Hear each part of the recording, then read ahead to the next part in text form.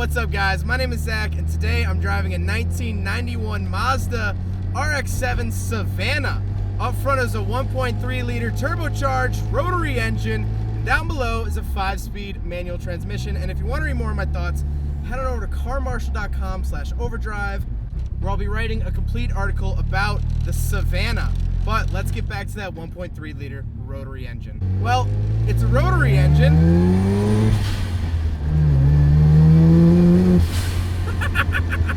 That's been turbocharged. It is a 13B. It's mostly the same engine that comes in all RX7s. And let me tell you, when you throw a turbocharger onto one, boy does it make it fun.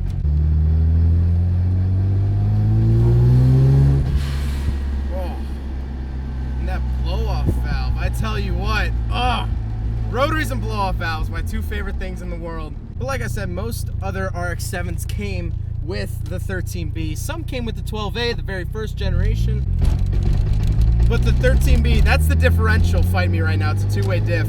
Most RX7s are 13B, and that's what this is. And of course, it's been turbocharged from the factory, which is just, it's so good. It's so good. Paired to a 5-speed manual transmission. It has an upgraded clutch, and right-hand drive if you notice, but we'll get into that later as well.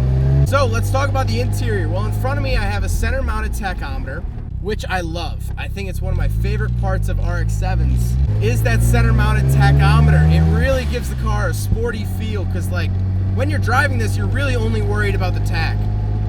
To the right of that, though, is a Night Sports speedometer. Now, it looks pretty close to factory, but the Night Sports, as I'm told, as a gauge, is really, really rare.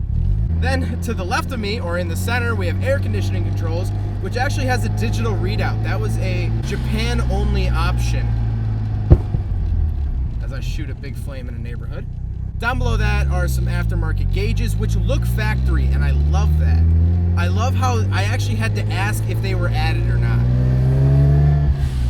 Then there's, of course, the radio, aftermarket, the shifter, and then down in the center here, I have my buttons for my mirrors, fog lights, which this car does have fog lights, which is awesome, and also the adjustable suspension. Now, the owner has since switched out the suspension, so it's no longer adjustable, but from the factory, this car came with adjustable suspension. And as you might see, although I will not be testing them, this car does have back seats. Again, a Japan option, although some in the States here did get that option. It does have rear seats. Now, because there's a cage in the way, there's no way I'd even be able to fit back there, but at least this car has them, and I think that that's really, really cool. Now, like I said, this is the Savanna RX7, and you might be looking at that hood scoop, you might be looking at the car in general and just think, isn't that just a turbo 2? It's just a right-hand drive turbo 2? Well, yes and no. The Savanna is what the RX7 was called in Japan. This car was sold and owned actually in Japan, and cool enough, the owner Steve actually found the old owner. He worked for Mazda, and he actually caught up with him, and the guy worked at Mazda. He pulled this car off of the assembly line, and then later he had to sell it so his son could run a business. So this car was actually owned and driven for about 50,000 miles in Japan, which I think is so, so cool.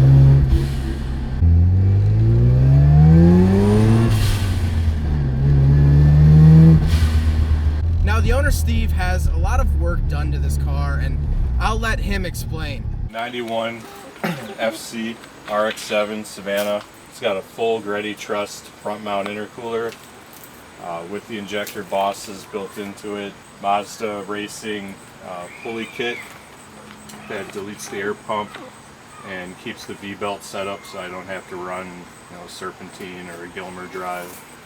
It's got full slotted rotors all the way around with Mazda Speed braided steel brake lines. Koyo dual pass radiator from 1992. Stance GR pluses, all four corners. It's got a Benchmade bolt-in roll cage and Night Sport ECU, speedometer, and full titanium exhaust. On the inside, I just left it, kind of simple. The only thing it came with was the Defi gauges, and then from there I just did little touches here and there. I still wanted the interior to stay clean, but also be aggressive at the same time. So that's obviously the fire extinguisher being mounted to the cage was an aggressive move, but I also wanted everything to still function as it would. So heat, AC, wipers, full interiors in the car. I did not want any of the interior removed. So the back seat, though useless, is still there. All the seat belts are there. Even the stock seat belts for the front of the vehicle, for the driver and passenger, all still there, very functional.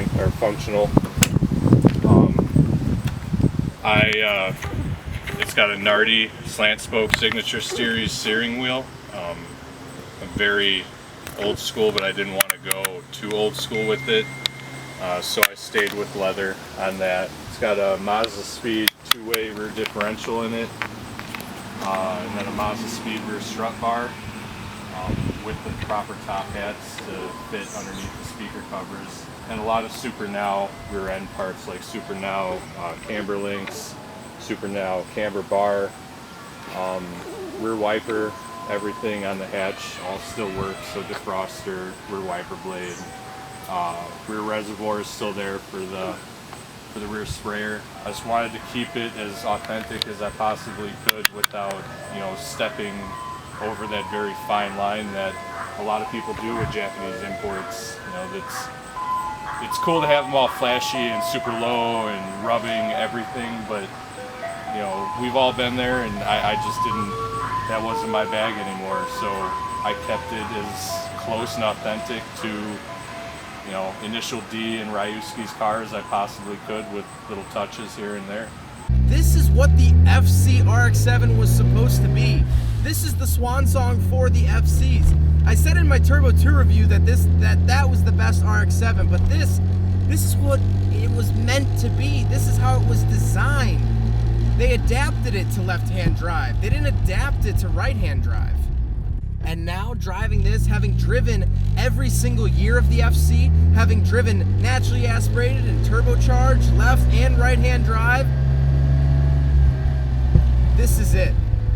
This is the best one. This is the best FC I've ever driven and will probably ever drive.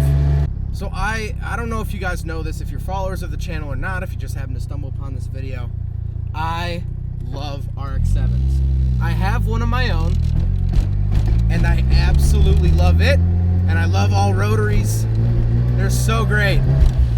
And this, all right, I'm gonna say it, everyone prepare themselves.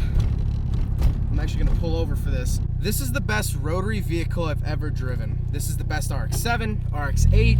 Out of every single rotary I've ever driven, reviewed, or owned, this is the best. Without a doubt, this is the best.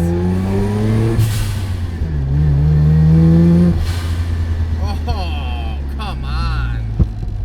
Well, I hope you guys enjoyed the video. I hope you guys learned something about the Savanna Rx7. The Japanese Rx7, the Rx7, how it's meant to be. If you want to read more of my thoughts, head on over to carmarshal.com/overdrive. But again, hope you guys enjoyed it. Don't forget to rate the video, comment on the video, and subscribe if you really liked it. Take care, guys. There goes a sight from my soul.